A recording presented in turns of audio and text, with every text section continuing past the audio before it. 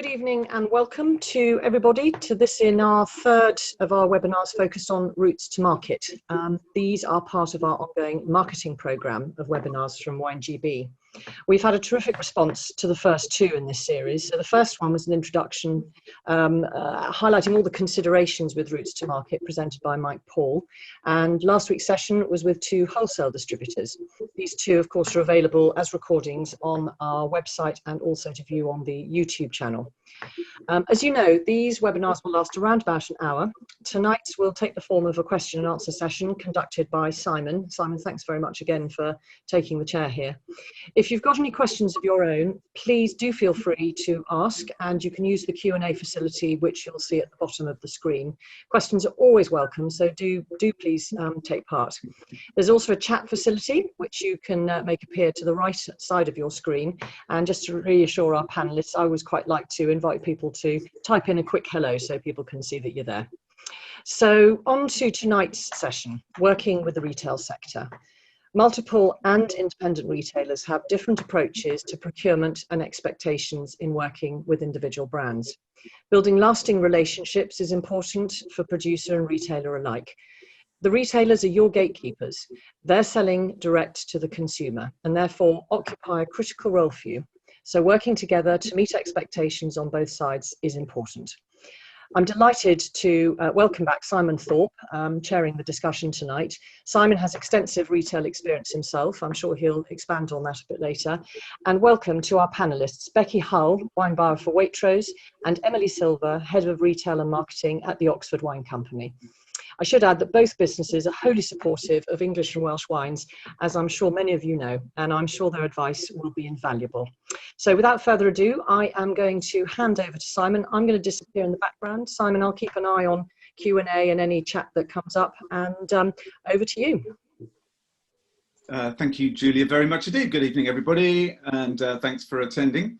Julia's done most of the introduction, to be honest with you, but just to set some form of goal or objective for this evening, I think what we really aim to do in these sessions is to provide some first-hand examples of how best to approach retailers, your relationships with retailers, both national and more local. So we're looking to find out, to explore what the sorts of things they need, what is their buying process, crucially, what should you have done in preparation for your discussions, your initial discussions with the potential customers, the potential retailers. So we're going to aim to cover that first, and then also I think is important is to explore what as suppliers you can do to help your products move off the shelf rather than look pretty on the shelf.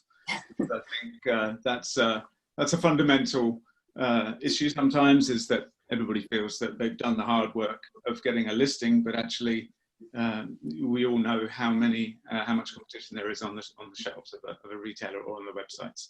So that's the kind of core of what we're trying to achieve, and we'll meander through the different universes that Waitrose and Oxford Wine Company have. Please do ask questions, as Julia said. Now, just to be clear, we are talking about selling your wines through third-party retailers here. You'll have already made the decisions, or the decision that you need to increase your sales, either through your sales capacity or your distribution through beyond what your own capabilities are through the cellar door and online. To set some context, the retail / off-trade in the UK represents north of 80% normally, is what we would say. North of 80% of all the wine that's consumed in the marketplace here in the UK comes through the retail channels. So you can see that that's obviously very important, very powerful, and it's very, very competitive. If you think also that for a period of weeks during the coronavirus, that 80% was 100%, because there was nothing else, no other option if you wanted to drink wine other than dipping into your deep cellar than to go and buy from retail or from online. And by default, really, when we're talking about retail in terms of how through developing relationships and approaches to retailers, we're also talking about online channels as well.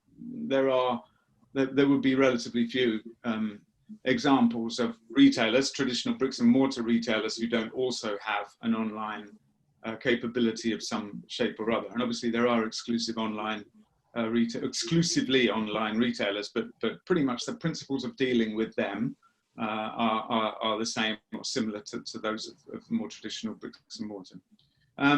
So as Julia said, we've got a couple of really good, really sound examples of two ends of the spectrum on the retail scene. There are obviously a number of different retail formats, but the one extreme, I suppose, is the supermarket side of things, the national, and then the other is local. And I'm going to actually ask Emily and Becky. Rebecca's looking very, on her name thing here, it says Rebecca, but I don't know. I'm never Rebecca, no, only when I'm in trouble. Becky and Emily. So, Emily, can I ask you just a very, very, very brief overview of the Oxford Wine Company and what the makeup of the business is? Yeah, absolutely. So we're an independent wine merchant, as most of you will know.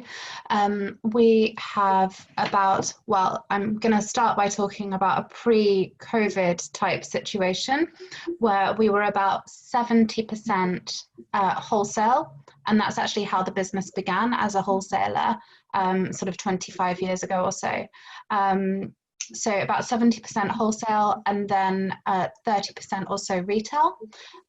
We have 3 retail shops, maybe 3.5, because we have a sort of concession shop and a local garden centre as well that we manage, but 3 main shops. There's also the Oxford Wine Cafe, which is run as a separate business, but a lot of the office work happens together, and their wines are exclusively Oxford Wine Company supplied.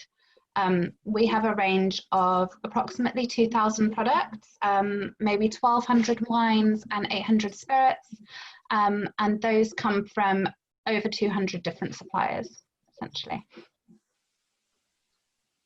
Cool. Okay. Thank you. And how many English wines do you have? So English wines, it's sort of maybe 12 to 13 different wineries, and then within that, it can be anything from one single line from a supplier to sort of 5 or 6. Okay. Okay. Cool. And Becky, what's Waitrose? Waitrose is a supermarket. We've got about 300 odd branches. A growing online capacity through Waitrose.com, but also importantly in wine, we have our own Waitrose Cellar specialist wine online shop. Within the UK retail trade, we're a relatively small player actually. We've got about 6% market share. So actually people like Tesco's and Sainsbury's are quite a lot bigger than us. But still quite a substantial business, selling quite a lot of wine. And obviously we have a good customer base who like to spend money on wine, so our average item price is quite a bit higher than the market. Yeah, and from my time there, I always remember that customers were willing to spend more, but they're also willing to experiment across the range a little bit more. So your selection wasn't just what was on promotion or being featured. It was quite efficient as a range. Yeah, that is true. Our customers tend to know perhaps a bit more about wine, and so they are prepared to experiment a bit more and shop across the fixture. But actually, some of the research we've seen recently does suggest that they'll still only buy about 5 or 6 different products in a year. So they still find something they like and buy it week after week after week, and it's still quite hard work to actually get them to trade across and try something new. Yeah, brilliant. Okay, so I'm gonna jump in because there's a lot. Jump straight in. There's a lot of talk at the moment in the press about what a huge growth time it's been in the last few weeks. So, and Kantar, I read yesterday was reporting 41% increase in alcohol sales through the off trade in the last 4 weeks. Now, And obviously there's a big shift also to online.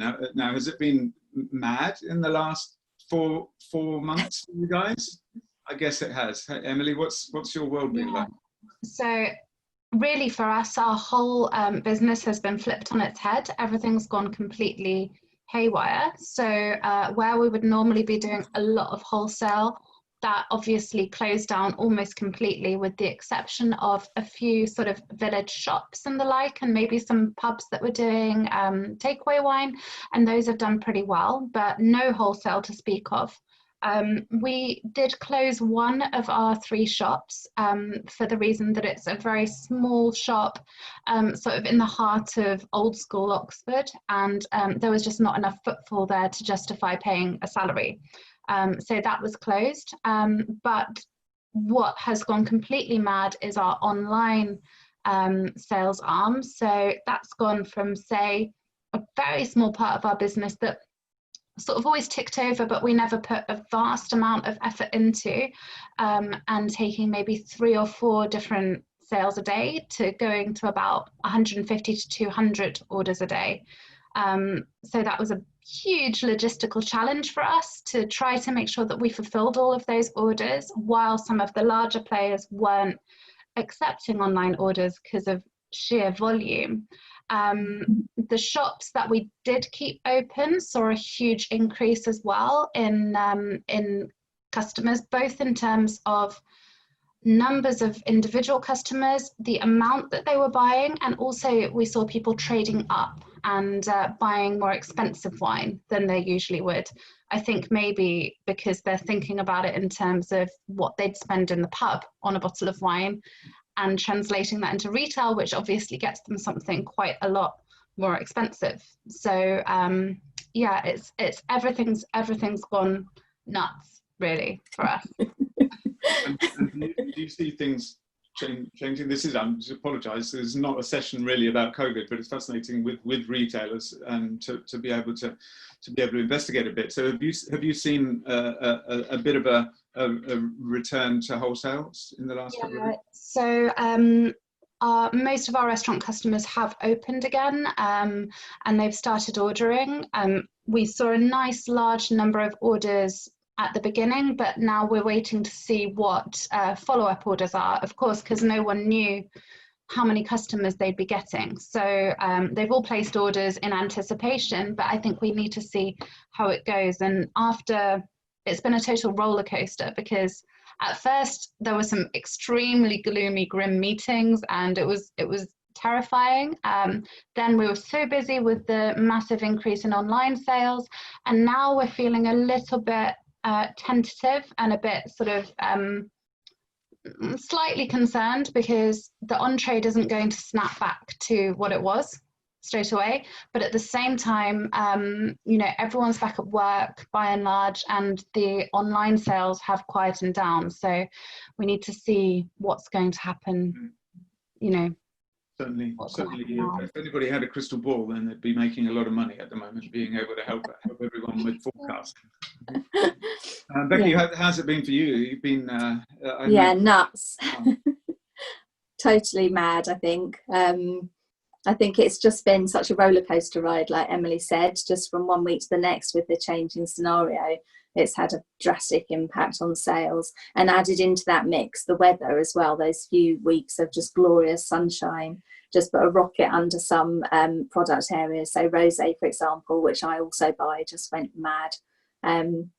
So each week has just brought a completely different picture, which is unusual in retail, because usually we're quite good at forecasting. We kind of know what to expect pretty much from one week to the next. And even if we're a few percentage points out in terms of our volume prediction, you know, that's what we'd expect. But we've been seeing just drastic ups and downs over the last few weeks. Yeah. Okay. Great. Thank you. Right.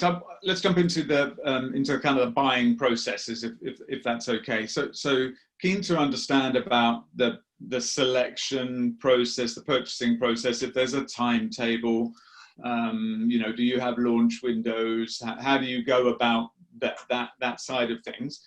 And with reference to tonight's webinar, is it any different for English and Welsh wines? So let's stick with you, Becky, on that. So in terms of the way that we're set up, we have a team of buyers. There are 7 of us currently, and we are split up geographically. So we all have responsibility for different parts of the world. That's kind of the classic model really within supermarkets, I think.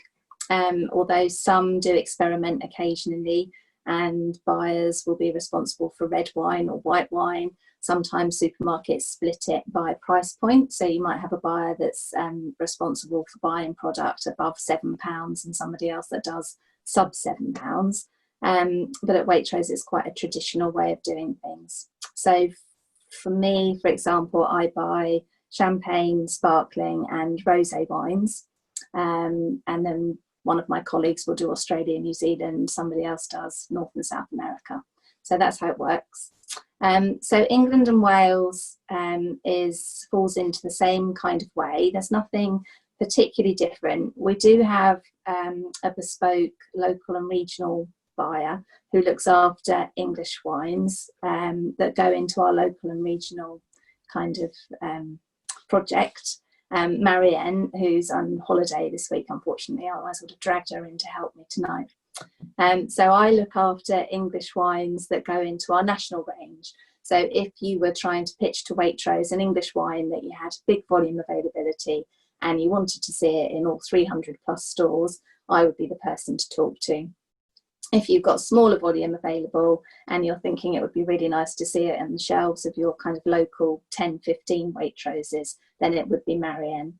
But we work in exactly the same way. So in terms of launch windows, we do have specific dates when we can put new products into stores. They are every month, but I have one every other month for sparkling wine and there's one every other month for still, so they alternate.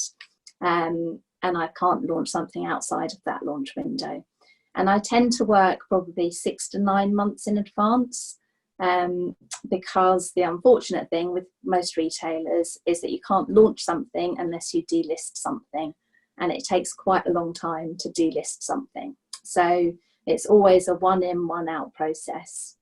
So I'm already looking kind of for new products to launch post-Christmas now.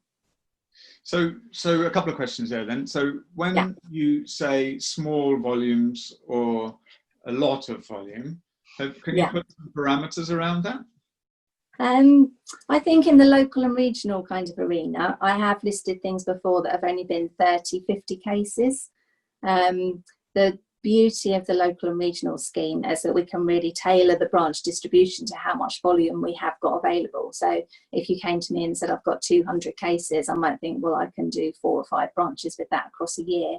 And if you'd got less than that, we could just put it into one local branch.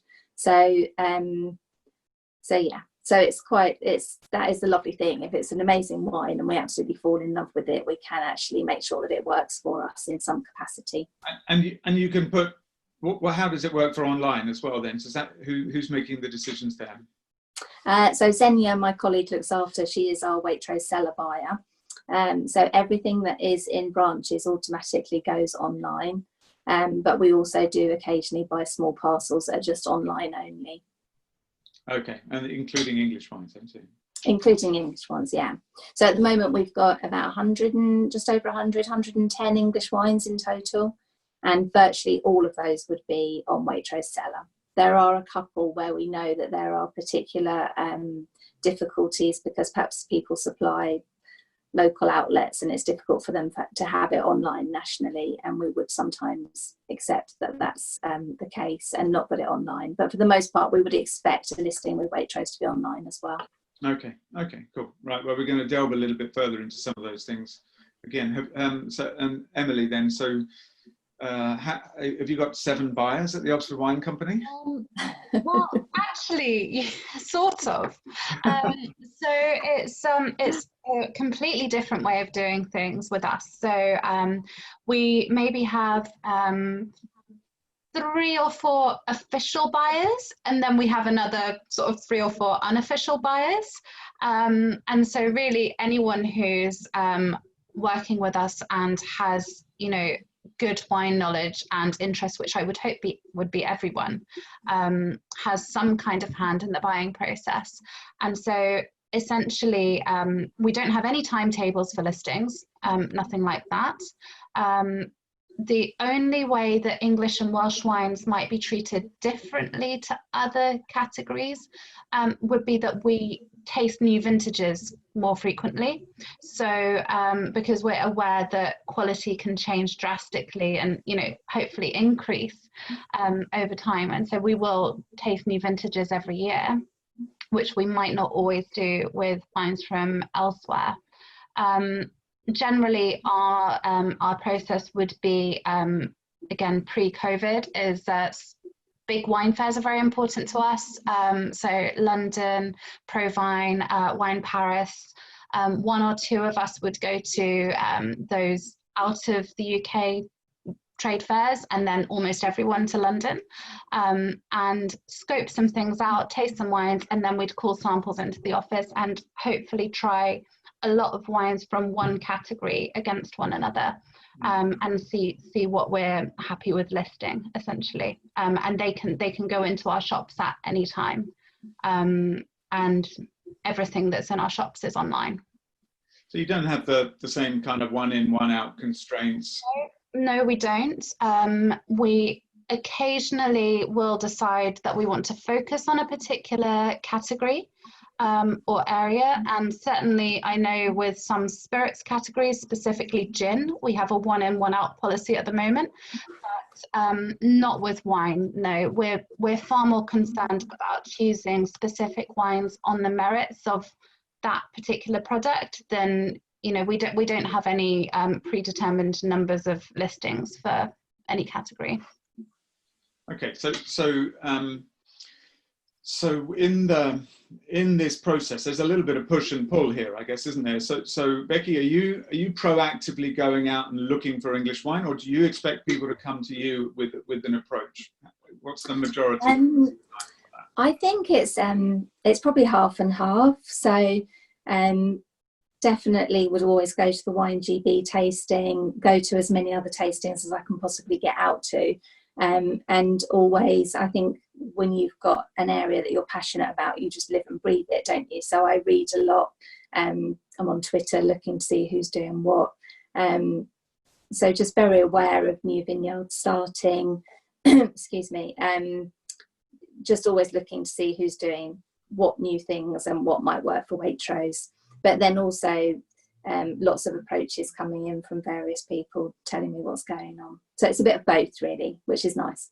Yeah, it is quite good. It also makes you think that that if you're a producer, if you're a winery and you happen to be at the YNGB tasting, you've got to have your ducks in a row, haven't you, in terms of what your pricing is and what your aspirations, what volume you think you might need or might want to sell into different channels. Actually, you've got to have done a lot of thought process rather than just pitch up at one of those tastings and wing it, I guess.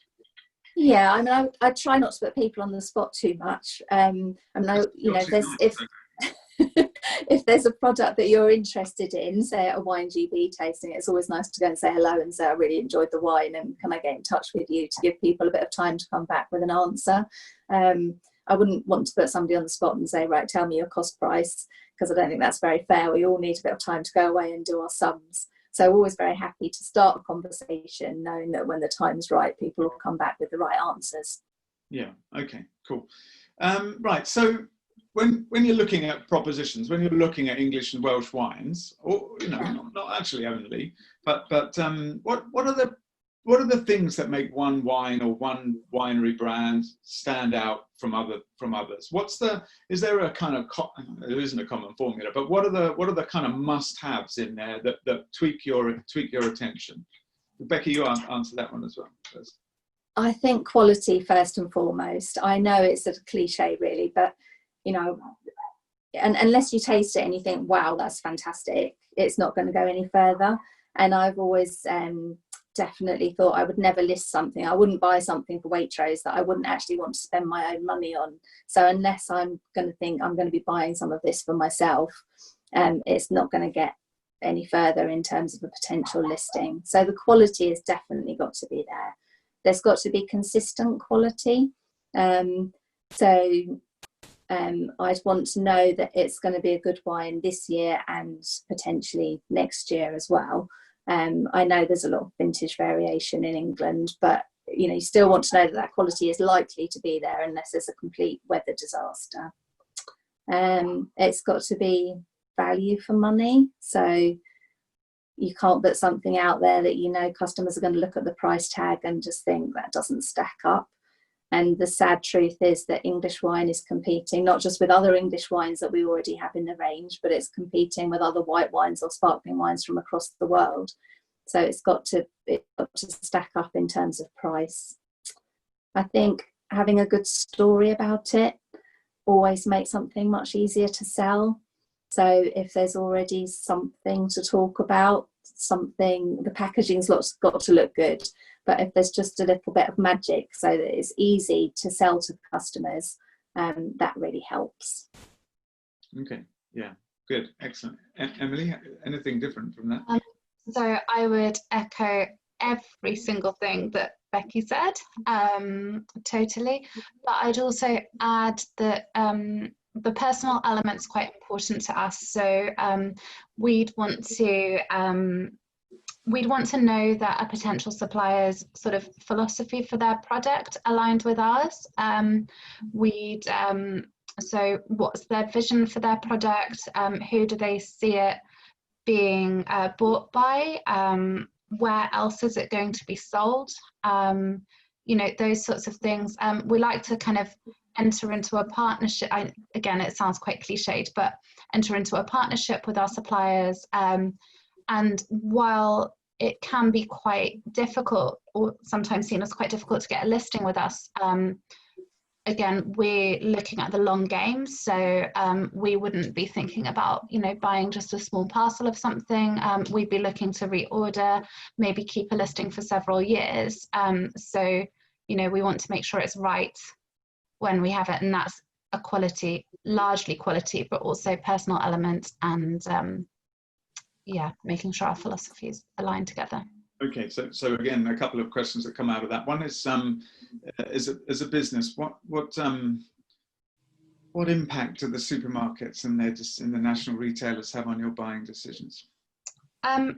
Not as much for English wines as for other categories. We, as a company, want to actively support the English wine industry, and so while for most categories of wine, a listing with a national retailer might mean us not wanting to take that product. With English wines, we're not as worried. I'd maybe, similarly, for example, some champagnes we will list regardless of whether they're in national retailers. Of course, we'd like to hope that we'd be able to sell them at a similar retail price. But it's not a deal breaker in the way that it would be for some other products. Okay. Well, that's good to know, I think. What impact does it's quite topical as well for WineGB at the moment. What impact does sustainability or environmental credentials, is that an increasing factor in decisions, Emily? Yes. I mean, look, it's not a deal breaker for us. It maybe I could talk about it as a kind of aid to selling. So it's something that our customers are increasingly interested in. We've recently introduced putting organic status and then also what we've sort of loosely termed sustainability on our shelf edge labels for products, because we just have so many questions about that. It's not something that we would take into account as a primary factor in our buying process, but it's definitely something very good to be able to talk about to our customers once a product's listed. And Becky, on that sustainability question? Yeah, I think it's becoming increasingly important to customers. They are asking a lot more questions about where their food and drink comes from, how it's been made, what's gone into it. So organic, vegan, sustainable are definitely all the buzzwords that customers want us to be talking about. I think the last few years, the health agenda has been first and foremost, with a lot of our customers just wanting to live healthy lifestyles.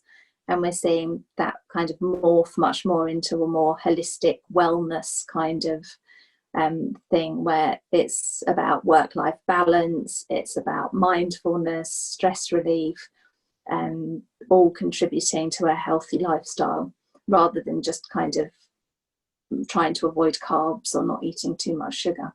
But it all feeds into that. So wanting packaging to be more environmentally sustainable and just a lot more interested in the provenance of what they're buying.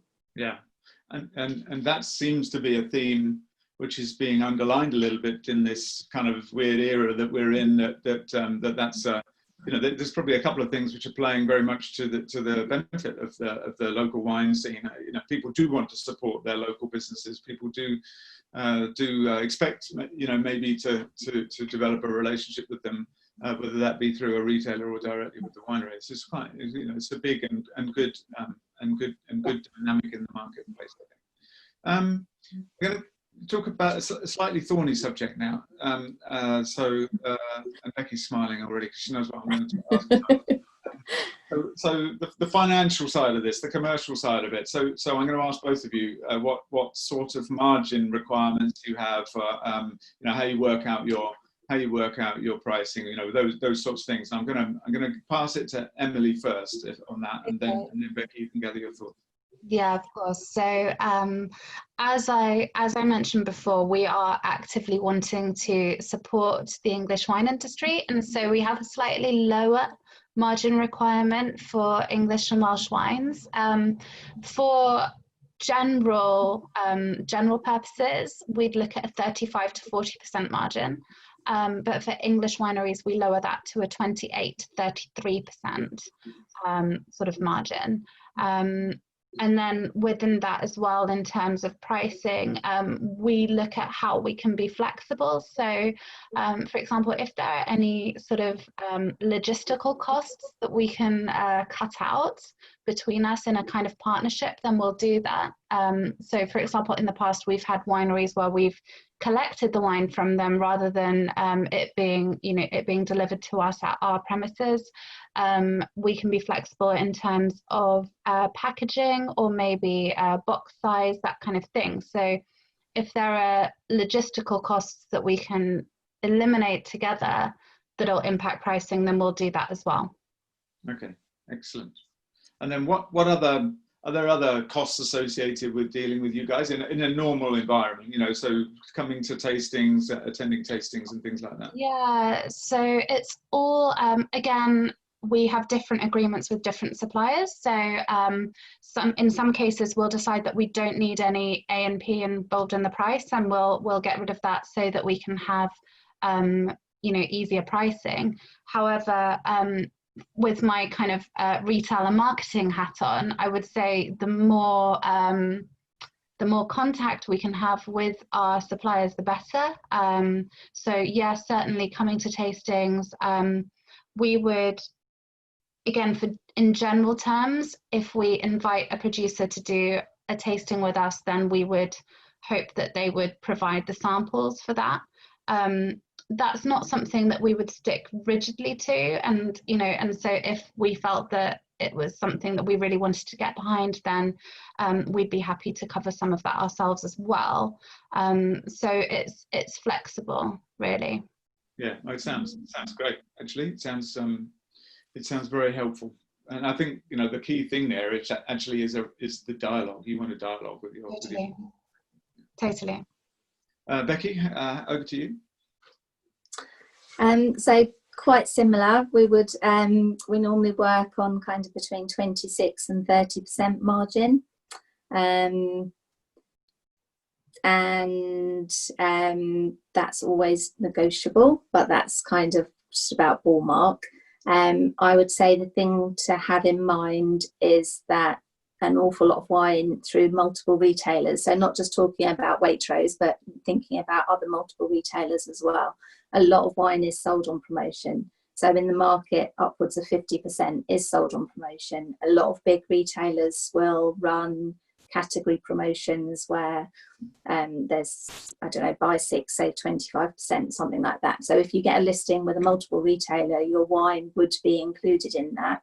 And your margin would still have to stack up at the end of year at that kind of 26 to 30%. So you'd need to work that into your costings to make sure that it's still going to turn out.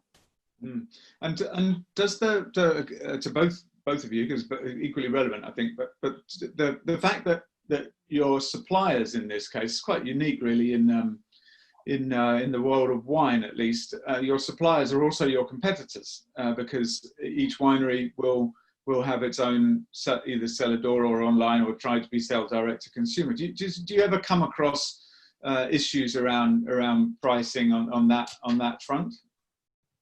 Emily, or you're shaking your head? No, I don't see it as a big problem. I think, look, I don't think we've come across any of our suppliers sort of aggressively marketing their online shops to our customers. I think it's, yeah, selling at cellar door or anything like that. I mean, obviously we'd hope that they would sell at around the same price that we were going to sell to our customers. Obviously we understand if it's a bit lower, but we wouldn't want it to be the same price that they're selling to us, for example. But you know, it's I don't think it's something that's been an issue for us at all so far. Okay, and Becky, that's a difficult question, I guess. No, I think I'd echo exactly what Emily said. I don't really see it as an issue. I think if you've got a thriving cellar door and you're building up that kind of rapport with a customer base, then that's good for both of us. So yeah, I think if customers get totally hooked on your product, then they're going to buy it with me as much as they're going to buy it from your cellar door.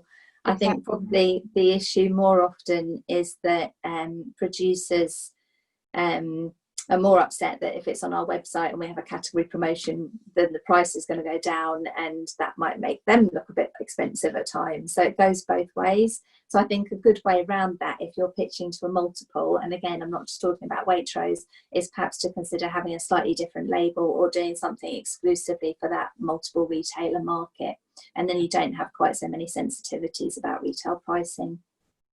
Yeah, and that's brilliant. Actually, what a great segue, because one of the questions that's come up is do you look for exclusivity on any UK products? What are the pros and cons for supplying you on an exclusive basis, for you and for the producer and for the consumer, which is about 5 questions in one. So do you have exclusive agreements? You have well, of course you've got your own vineyard as well, Waitrose. Yeah. I think exclusivity works really well, because we do try and differentiate our range from any of the competitors that we're kind of most closely in competition with. So I think coming to a multiple retailer with an exclusive label, with something bespoke just for them, is always very welcome, definitely. Yeah, and there would be, I guess there, from a production side, there are volume implications to that, but again, that's around a dialogue that you would have with your suppliers. Yeah, and I think I would really stress that we are very much into dialogue. So I'm always happy to have conversations with people about, if I like the wine, I'm very much about talking to people how best to sell it and what would work best on shelf and how we could get around pricing. So definitely up for conversations about what works best with our customers and how to get through some of the issues. Yeah, and Emily, that kind of channel exclusivity, is that a big thing for you? So obviously it's something that we like, but I don't think it's, again, for English wine, something that we would place as much emphasis on. As far as I'm aware, I don't think we have any exclusivity or sort of private labels where it comes to English wine, and also that does form quite a small amount of our portfolio altogether, anything that we're a kind of own label or whatever. So it's yeah, as Becky said as well, it's really a kind of dialogue and a flexible approach, and if we're listing a product that isn't anywhere else, we're absolutely delighted, but it's not, it's not a deal breaker for us. Okay, cool. Right. So, thinking specifically, I guess, around the English and Welsh categories. So there is growth in the marketplace, obviously, and there's growth in in supply as well coming through. The trend is obviously quite dramatically upwards now. So the two-part question for both of you is English wine working brilliantly for you? Did you say 110 wines, Becky, altogether? That's amazing. It's quite a collection. That's amazing. Now, how do you see that going? What do you see as the future for English wine and English and Welsh wine? Is that just going to grow, or is the supply-demand ratio going to be an opportunity for you guys or a threat? And then another question, which is around innovation. So when you're thinking about the future, there's quite a lot of innovation in packaging and such like going on at the moment in the wine category. Is that something which you see as important for the English wine side? I think that English wine, there's a huge opportunity, and I'm really very excited about it. I think we've all been waiting for this moment where we've got kind of more supply and we can do more things with it. I've seen astronomical growth at Waitrose over the last few years, really. We're in a position now where for every 6 bottles of champagne that we sell, I'm selling 1 bottle of English sparkling, which is quite chunky. It's quite big numbers, so it's not a little kind of hobby on the side for us anymore. It really is of commercial importance, and I would hope that will just continue to grow over the next few years. It's difficult to do that because each new product that you bring in has got to stack up commercially, and it's got to do something different to the other products that you've already got on the shelf. And to be able to hit the sales numbers that I'd like to see us getting to, we have got to convince more customers to buy into English wine. So everything that we can do together as an industry to get noise out there about English wine, English and Welsh wine, is just really drastically important. I think in terms of innovation, we're looking all the time at different packaging options, canned wine, bag-in-box, more eco-friendly things, different bottle shapes, anything different that you can put on shelf that gets customers' attention is always good. But you also don't want to scare the horses, so it's kind of getting things out there that are different for a good reason, not just to be different and a bit quirky and eccentric. Yeah, okay, so what are the kind of performance metrics then? So if what's the process for if there's one winner in this on shelf, there's a loser. So how do you gauge? This is another question that has come up on the Q&A. How do you decide? How do you determine what's gonna sadly lose its place? I'm looking at sales data every day. Certainly sort of at a category level, and then certainly weekly I'll be looking at sales figures on each individual line. So it's just constantly looking at what's kind of in the bottom rung and what's at the top, and just always looking at what's at the bottom, what's not doing very well, and what I think I might be able to bring in that might do better. Yeah, so it's a cleansing operation all the time, really. Gosh, that sounds a bit that does sound a bit scary, anyway. doesn't it? In a nice way. Oh no, I've just entirely lost my train of thought then. So if a wine is in danger of being cleansed, there are tools that suppliers can use in order to be able to get it off that list potentially. Oh yeah, absolutely. And we I would always talk to a producer, to a supplier first. I mean, they can see the sales data on a weekly basis too, so they'll be just as aware that I am that it's not working.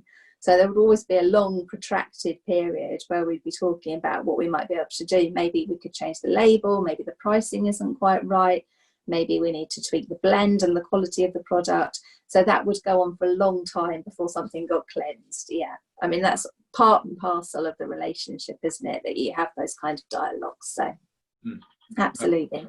And just in terms of the future, do you see it sitting, the growth, the excitement from what you see, and I'm asking for an opinion now as much as anything else, but Is it all in sparkling wine, or are you seeing some, and are you getting excited by still wines from England or Wales as well? Yeah, I mean, still wine's doing well, but I would so love to see more still wine coming through of really good quality that was competitively priced. I've been banging on about this for a long time, but I think it's really important for English wine, because I think sparkling wine prices for champagne method sparkling wine, traditional method, there's a lot of money to ask somebody to pay. So if we can get them in through still wine and they're drinking that happily, they're much more likely when they have a special occasion to go to English wine for that special purchase. Yeah. So I would absolutely love to have more still wine, doing more volume with Waitrose, definitely.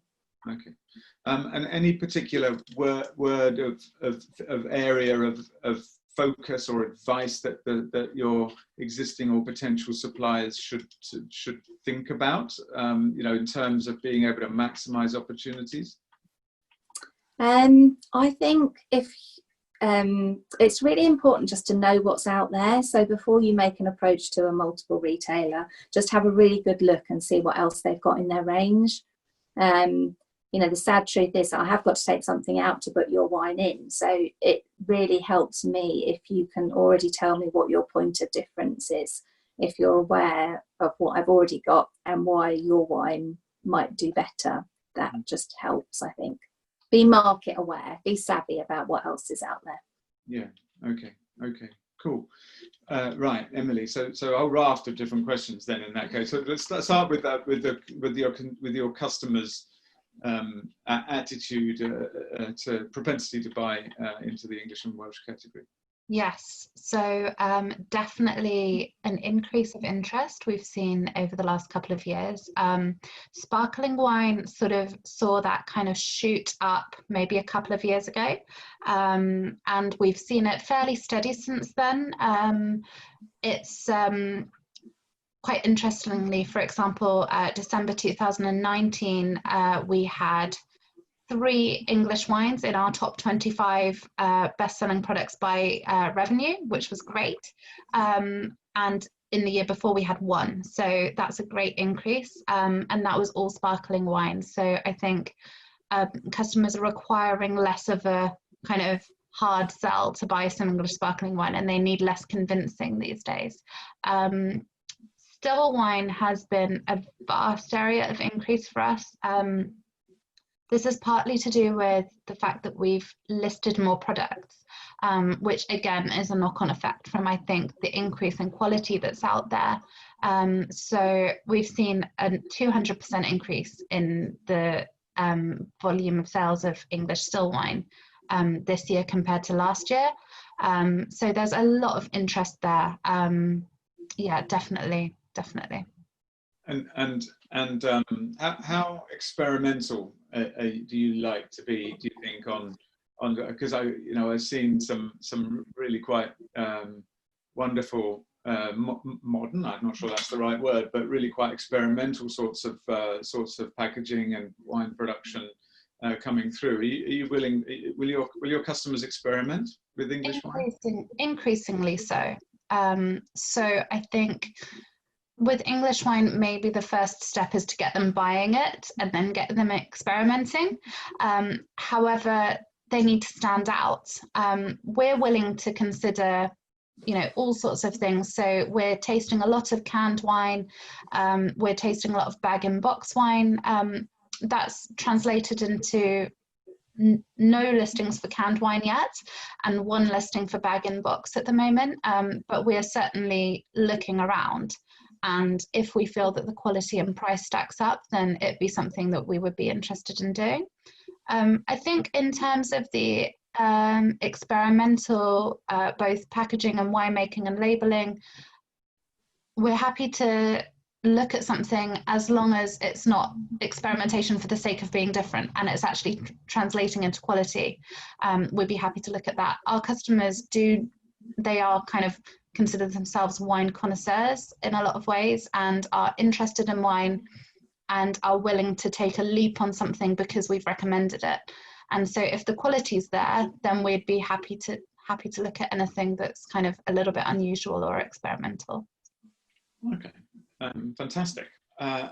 I'm going to look at there's a couple of interesting questions on the feed actually. One is around are there regions in the country that are stronger or weaker with regards to consumer take-up? So I don't know if that's a good testing question, and I guess there's quite a lot of local loyalty in that, and then there's a larger element of availability, I guess, isn't there? Is there something that punches above its weight, do you think, Becky, in the range? I don't know, that's a really interesting question, isn't it? I think in our local and regional range, there are definitely branches that have much bigger sales than others, but how much that is driven by how many local and regional listings we have there, I don't know really. I think if you're an English wine enthusiast, you are actually quite interested in tasting wines from outside of your own region. So just because you're in Sussex doesn't mean you only want to drink Sussex wines, does it? So I don't know the answer. I would like to very much, but I don't know. I wonder how, I think at that local level, developing a relationship with the people that are in the actual store is something which I think is actually quite beneficial. Can pay off quite a lot. I think just to make sure that the guys have had the opportunity to taste and very much so, yeah. And they know the hook, they know the story, and that would apply with you definitely as well, Emily. No?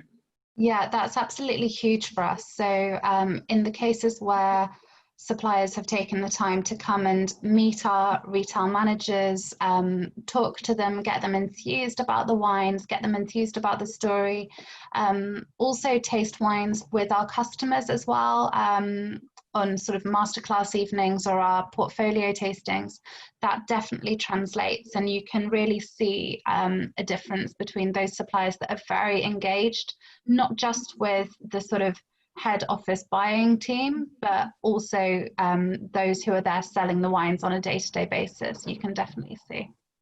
Okay, excellent. I got one last kind of formal question, which is was on everybody's lips this time last year, but it's kind of taken a back seat, which is around Brexit. Is Brexit, presumably Brexit will help the English and Welsh wine categories, do you think? Becky, what do you think? I hope so. I hope it does. I hope it gives everybody more of a boost to buy British and buy local. I don't know. Who knows what's going to happen? I think we're all a bit exhausted of the topic now, aren't we? Well, it makes a nice change from COVID, doesn't it? It does, yeah. Talk about a different disaster. I don't know. I think this country's always had such a wealth of choice when it comes to wine, and customers love being able to shop from the whole world in their local high street, don't they? So I think people are still going to want to experiment. But if it does give English wine an extra boost, then that's all to the good as far as I'm concerned. Yeah. Anybody thinking about it in your world at the moment, Emily, or not? Gosh. So really, I think in terms of pricing, potentially that could give us a bit of a boost for English wines. But we're not working in a segment of the market that is hugely price sensitive. So I think our customers are going to continue buying what they want to buy, and an increase in sales of English and Welsh wines, particularly somewhere like Oxford, that I think was a very strongly opposed to Brexit kind of area. Yeah, I think people are just going to want to buy English wines more out of a desire to support local, response to increase in quality and increase in availability, rather than a sort of anything outside of that. Okay, yeah, all right, I tend to agree with you. Right, so we've got some technical questions on the Q&A. We've got 4 or 5 minutes left before we get to 7 o'clock. So there's one we can do quickly. Are sales to off-trade on a sale or return basis? Now, Becky, I think you definitely wouldn't do that. I don't think that would apply on a local basis either, would it? No, we don't do sale or return, but as part of the local and regional scheme, we do have a lot of English wine producers that deliver direct to those branches that they supply, and can deliver in quite small quantities on one order. So we would agree what the minimum order requirement would be, and that's how we would work it. So no, we don't do sale or return. And would that be would that all be done through the head office buyer, or would they organise the volumes through locally? So it would always come through head office. So any listing would need to be agreed by either myself or Marianne, who looks after the local and regional range. Including the kind of delivery, the order size or whatever? Yeah, that would all happen. We'd agree that through head office, and then the branches would then place individual orders. So if you wanted to pitch something to Waitrose, you'd always have to come in through the middle. Yeah, gotcha. Okay. Emily, do you do sale or return? Not that I'm aware of. I think that generally the emphasis is on getting the order size right from the beginning. So we'd much rather place smaller orders, maybe, you know, take a smaller quantity of a wine at first just to kind of test the market, see how it runs, and then look at reordering. But as far as I'm aware, we don't do any sale or return. Okay, and Becky, just to actually kind of slightly linked to that, would you you'd sit down and work out a kind of annual forecast with a new supplier, would you, or is that how it would work? Because if you're a relatively small producer and you're selling a decent chunk of your wine to a retailer, you want to be sure that they're not going to only order a quarter of it or something in the year. Yeah, we would. So when we were talking about the listing, we would definitely get that forecast. We'd know what we thought we were going to sell, and we'd have lots of conversations, because it works the other way as well, doesn't it? We wouldn't want to put it into 5 branches and then find that you'd sold the rest of it to somebody else and there wasn't any more left. So we'd need to ring fence that stock between us so that we knew that we could just call it off throughout the year as we needed it. So yeah, we definitely have that conversation and make sure that we kind of got that stock ready for us for when we wanted it. Right, okay, cool. Here's a good one. What's the best way to contact buyers?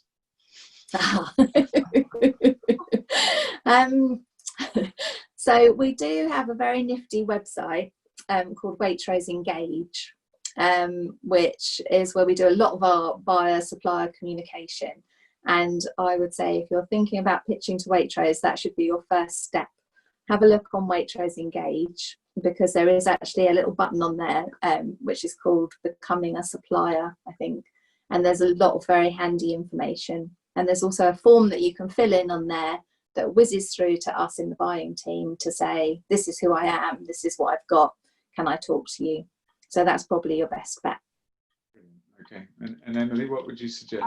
Well, we don't have anything quite as helpful as that, I'm afraid. But I would say generally, if you can possibly, I know this isn't very helpful in the age of no trade tastings, but if you can possibly meet one of us, that's always great to make a kind of personal connection. Otherwise, so just a thoughtful email prior to sending some samples is always great.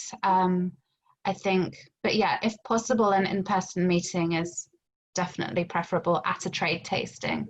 Okay, cool. There's one specific one for you, Becky. Is the SALSA accreditation essential as a regional supplier? I think it is. I'm not quite sure. I think there has been some discussion about that recently. That you definitely need to have a full HACCP, and there are technical requirements that you need to go through. But I would need to double check about SALSA.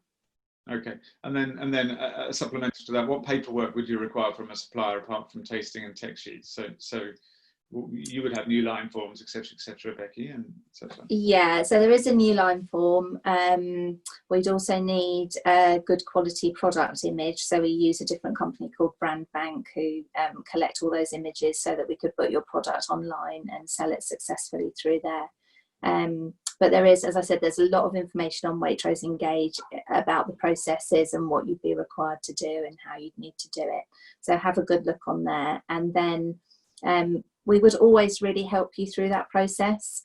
That's why we have a specific local and regional buyer in Marianne. So She's used to picking people up that haven't ever supplied a multiple retailer before and shepherding through through all of those steps to get it on shelf successfully. So we would hold your hand through that process, definitely. Cool. Emily, have you got anything specific that you have? No, not particularly outside of general legal requirements. But I mean, look, in terms of high quality product images and tech sheets, it's always helpful. I mean, we do have several products on our website that don't have images attached to them. Not always the fault of the supplier as well. Sometimes that's us. But it's not going to sell online necessarily as easily if it doesn't have an image. So, tech sheets and product images are always very helpful, whatever you can give us, really. Okay, cool. Right, well, so it's 7 o'clock, I think. So I think we would probably look to try to wrap up. I think we've covered, just looking at the last questions on the Q&A, and I think we've probably covered them. There's a question on here around organic wine, Becky, actually. That would form part of that kind of overall wellness vibe, wouldn't it, I guess, and health and such. It would, but yeah, it's very much a growing market, and Waitrose customers love their organics. We're a big part of that, a big player in organics overall, and especially in organic wine. So if it's great quality and it also happens to be organic, that gets a big double tick. Okay. Brilliant. Okay, well, listen, we should probably pull it together to an end now. And Julia, you've popped up again, so welcome back. I hope you had a nice snooze.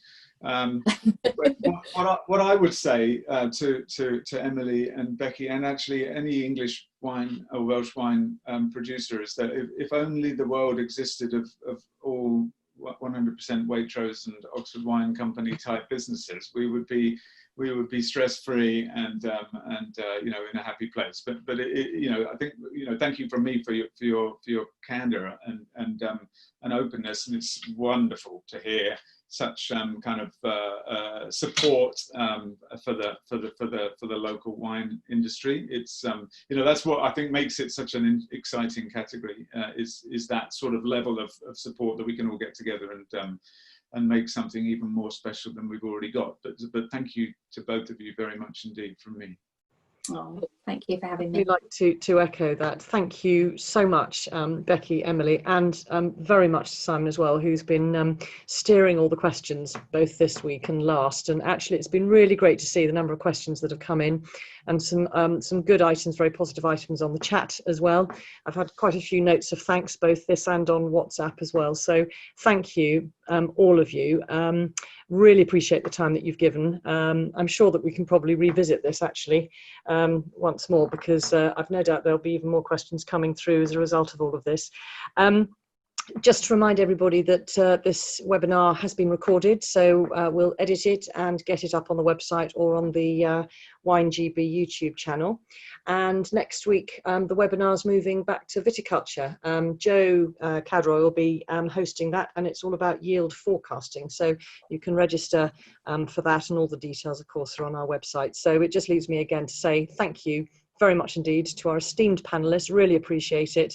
And thank you to all of you for attending, and have a good evening. Thank you. Thanks. Thank Very you. much. Bye. Bye.